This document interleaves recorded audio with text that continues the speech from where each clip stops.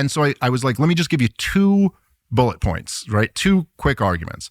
And the 2 quick points that I made were, number 1, the "Nyet means Nyet" memo, which, of course, as you know well, you've talked about this a lot. You talked about this back on your Fox News show, was that Bill Burns, later director of the CIA, yes. Yes, the CIA director through Joe Biden's 4 years, yes. who was the CIA director through this entire war up until Trump took back over. But then the ambassador to Russia. In 2008, he was the ambassador to Russia. He wrote a private cable to Condoleezza Rice. This was not for the public. This was a private cable that later the heroic Julian Assange released. It's the only reason we know it exists. And he lays out in there that all this talk about Ukrainian entry to NATO is going to lead to a war. And he specifically says that this is the brightest of all red lines for the Russians. And if we keep moving forward, they fear this could result in civil war, and then they might have to intervene.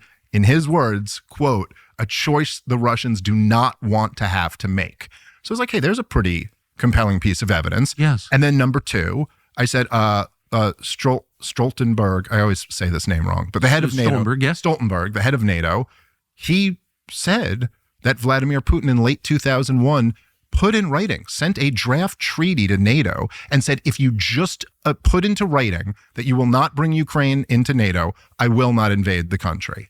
This is the head of NATO. So I give him these 2 points, okay?